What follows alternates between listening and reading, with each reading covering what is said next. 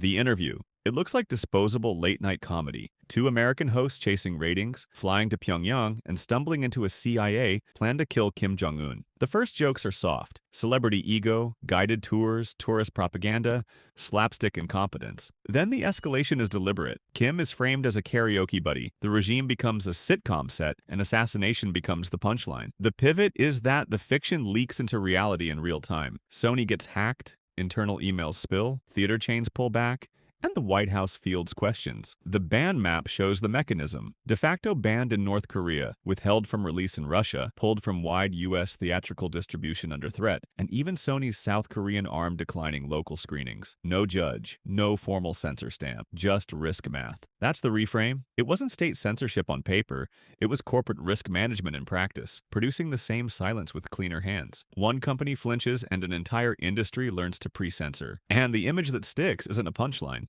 It's Kim's on-screen death. One effect's shot echoing louder in world politics than it ever could in a cinema. Life of Brian. It starts as religious satire with a clean premise. Brian, born in the stable next door, keeps getting mistaken for the Messiah. Early scenes play like harmless clowning. Romans as paperwork tyrants, crowds chanting contradictory slogans, sacred rituals rewritten as slapstick. Then the proof trail tightens. The joke isn't aimed at faith, it's aimed at how people outsource thinking, to noise, authority, and group momentum. That's when laughter turns into accusations. Churches condemn it without watching. Politicians call it dangerous. Local councils treat screenings like a moral emergency. The pivot is that the film's real antagonist becomes censorship itself. Ireland bans it for years, Norway bans it briefly, and dozens of British councils impose local restrictions or outright refusals. In parts of the US, towns block licenses, pressure theaters, or scare them into silence. Then the reframe lands. Every ban becomes free marketing. The public rushes to see what they're told they can't. Sweden even sells it with a taunt. So funny it was banned in Norway, turning suppression into a tagline. And the final image says everything. Brian on the cross, leading a cheerful chorus, always look on the bright side of life. Comedy and outrage sharing the same last note. A Clockwork orange. It opens with menace and precision. Alex and his droog stare out from under bowler hats,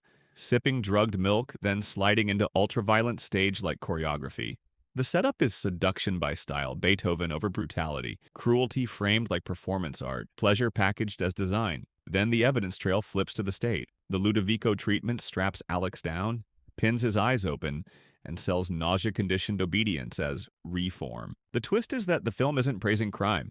It's indicting social control, where the cure is more dehumanizing than the disease. Officials call it progress. Priests call it salvation. Free will gets stripped, not healed. But the real world reads the aesthetics as endorsement. British tabloids scream copycats, victims' families protest, and pressure closes in. Kubrick withdraws the film from Ireland, keeps it banned for decades, and Singapore and South Africa impose long restrictions. That absence becomes the reframe. Scarcity turns into legend. Bootlegs and whispered summaries inflate its myth until the missing movie feels bigger than any wide release. And the signature image survives every lockout. Alex in white overalls and painted lashes, smiling like a warning sign. Borat. It pretends to be dumb slapstick. A fake Kazakh reporter in a wrinkled gray suit, mangling English and turning every handshake into discomfort. The setup invites easy laughter, but the escalation is the point. Drunken frat boys brag prejudice. A rodeo crowd sings along to racist bait. Polite strangers tolerate obscenity because social rules tell them to smile. The evidence trail repeats one move. The character offers a mask, then records what people do when they think it's just a joke. The pivot is brutal. The comedy is documentary. The character doesn't hide reality.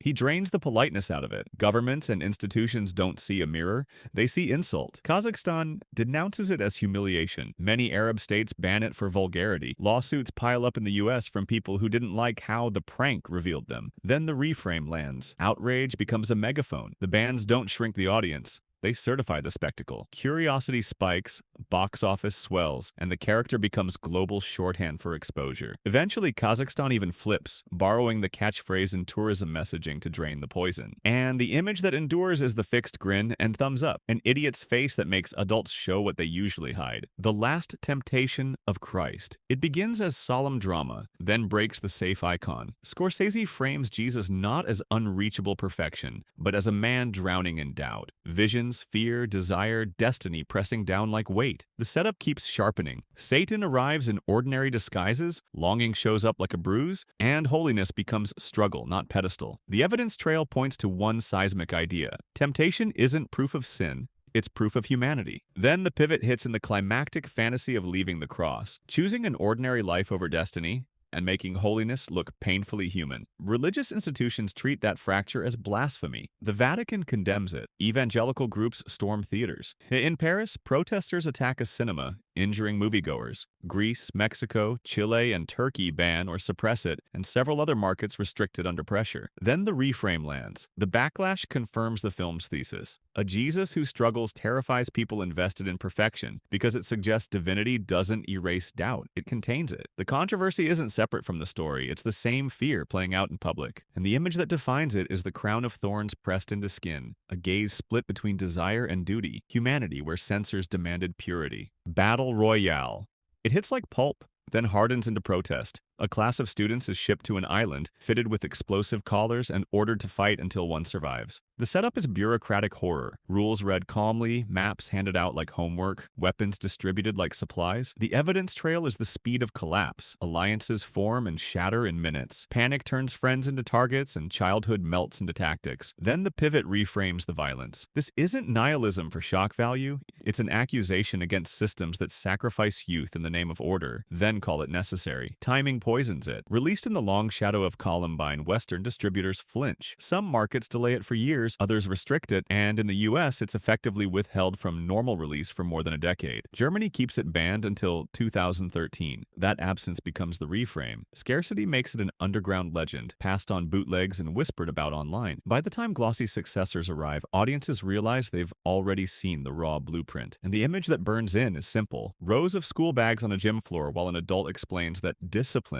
now means children killing children. Natural-born killers. It begins like a neon fever dream. Mickey and Mallory tear across diners and deserts, their spree edited with sitcom laugh tracks, glitch cuts, and TV anchors, cheering like it's sports. The setup is sensory overload, but the evidence trail shows intent. Murder framed like a music video, prison riots staged as primetime spectacle, killers turned into celebrities by cameras that can't look away. The pivot is the real target. Oliver Stone isn't celebrating violence. He's indicting the media machine that packages blood as entertainment and calls it news, turning horror into a product with a theme song. But the controversy refuses nuance. Critics call it irresponsible. Lawyers cite real killings and blame the film for copycats. Censors brace for contagion. Ireland bans it outright, the Philippines joins, and other places delay it or restrict home video for years. Then the reframe lands with a nasty grin. The panic becomes the very spectacle the film is warning about. Debates turn into headlines, outrage becomes entertainment, and the system feeds on fear exactly as it feeds on violence. And the signature image seals the paradox. Mickey and Mallory grinning into mugshots as cameras flash. Murderers elevated into icons, made bigger by every attempt to shrink them. A Serbian film. This is the final descent, built to test the edge of what audiences and regulators will tolerate. The setup is clinical. A retired porn star accepts one last job, contracts signed in rooms, promises of art masking something predatory. The evidence trail is relentless escalation, sexual violence staged like production, bodies reduced to product, cruelty filmed with the cold efficiency of an industry shoot. The pivot is the claim under the gore. It isn't only shock, it's a metaphor for exploitation and authoritarian power that consumes people as product, then sells the consumption as normal. But boards don't rate metaphors, they rate damage. Australia and Brazil refuse classification. The UK demands cuts to release it legally. Spain prosecutes distributors, and other countries seize prints or bar screenings outright. Then the reframe. The film becomes shorthand for too far, invoked more often in censorship arguments than actually watched. The title turns into a warning label, a swear word, proof that outrage can be a marketing engine even when the product is unwatchable. And the image that seals it is the camera inside the story, forcing viewer and performer into complicity, reminding you that suppression can't erase a film when the outrage is part of the design.